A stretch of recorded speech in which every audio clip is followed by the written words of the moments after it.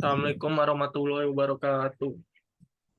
Saya Rejal Firdaus dan rekan saya Hendar Diki Saputro akan menjelaskan dan mempraktekkan tentang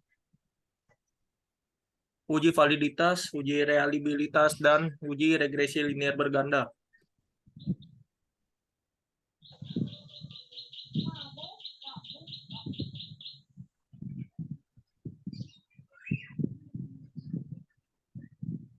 Ini adalah sampel data yang kami pakai untuk uji tadi.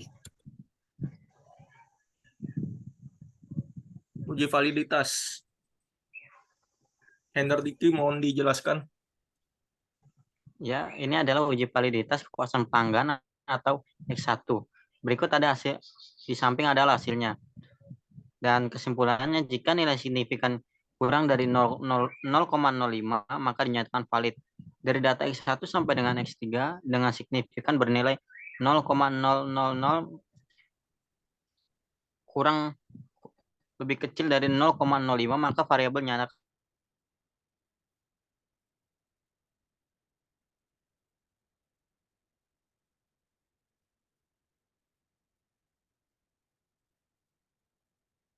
Lanjut, uji validitas kepuasan pelanggan X2 jika nilai signifikan lebih dari 0,05 maka data dinyatakan valid. Dari data X1 kurang X3 dengan signifikan 0,000 lebih dari 0,05 maka variabel dinyatakan valid. Ini sampel data yang kita pakai. Lanjut, Hendar Diki. berikut adalah reliability statistik kepuasan pelanggan. Yang pertama yaitu X1 atau kepuasan pelanggan. Yang kedua, reliability statistik dari persepsi harga X2 dan reliability statistik kualitas produk Y. Semua ini data ini dinyatakan reliable.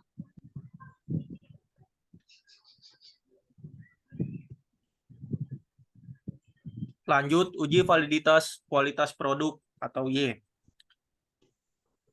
Dari tabel di samping bisa dikatakan jika nilai signifikan lebih dari 0,05 maka dapat dinyatakan valid. Dari data Y1 dikurang Y3 dengan signifikan 0,000 lebih dari 0,05 maka variabel dinyatakan valid. Hasil uji reliability X1, X2, dan Y. Berdasarkan tabel di atas dapat diketahui bahwa A. Pengujian reliabilitas terhadap variabel promosi atau X1 menunjukkan nilai alfa Cronbach sebesar 0,730 lebih besar dari 0,6. B. Pengujian reliabilitas variabel kualitas pelayanan X2 menunjukkan nilai alfa Cronbach sebesar 0,854 atau lebih besar kurang dari 0,6. C. Pengujian reliabilitas variabel kepuasan pelanggan Y menunjukkan nilai alfa Cronbach sebesar 0,695 lebih besar kurang dari 0,6. Hal ini menunjukkan bahwa butir-butir pernyataan pada kuesioner reliable sehingga item-item tersebut layak digunakan sebagai alat ukur dalam penelitian. Lanjut, Hendar. Ini adalah uji koefisien korelasi parsial X1 terhadap Y. Berikut adalah data-datanya di tabel ini. Kepuasan pelanggan, persepsi harga, kualitas produk. Bisa dilihat sendiri bahwa tabel-tabel tersebut sigma sama dengan 0,261 lebih dari A sama dengan 0,025 sehingga HO diterima. Kesimpulannya yaitu tidak terdapat hubungan yang signifikan secara parsial antara kepuasan pelanggan X1 terhadap kualitas produk Y. Berdasarkan tabel correlation dapat dilihat bahwa nilai korelasi antara pelanggan X1 terhadap kualitas produk Y sebesar 0,16162. Lanjut, uji koefisien korelasi parsial X2 terhadap Y. Dari tabel di atas, bisa diambil keputusan berdasarkan tabel korelasi tersebut. Sigma sama dengan 0,633 lebih besar A sama dengan 0,025. sehingga HO diterima.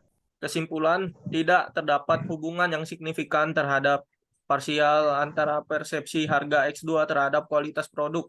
Berdasarkan tabel correlation, dapat dilihat bahwa nilai korelasi antara persepsi harga X2 terhadap kualitas produk Y sebesar 0,069.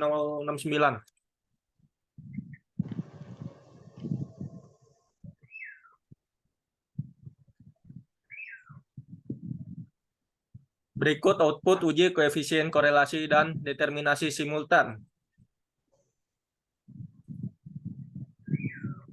Lanjut, Bentar. Uji koefisien korelasi simultan. Berikut adalah data-datanya. Dari data di atas, pengambilan keputusan sigma F change sama dengan 0,488 lebih besar dari A 0,05 sehingga HO diterima. Kesimpulannya yaitu tidak terdapat hubungan yang signifikan secara simultan antara kepuasan pelanggan dan persepsi harga terhadap kualitas produk. Berdasarkan tabel model summary, dapat dilihat bahwa nilai korelasi antara kepuasan pelanggan dan persepsi harga terhadap kualitas produk sebesar 0,173.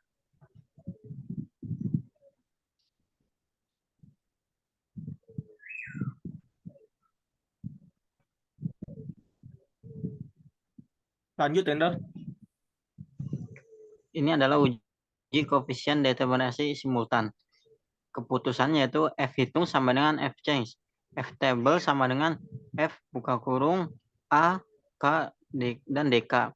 Tutup kurung sama dengan F sama dengan tutup kurung 0,05, tutup kurung, buka kurung lagi 2,45 sama dengan 47, di mana A sama dengan 0,05, K-nya sama dengan 2, DK-nya sama dengan N kurang K kurang 1, DK sama dengan 50 dikurang 2 sama dengan 47.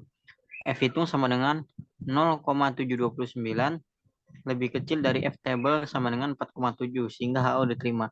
Kesimpulan dari data di atas, tidak terdapat pengaruh signifikan secara simultan antara kepuasan pelanggan dan persepsi harga terhadap kualitas produk.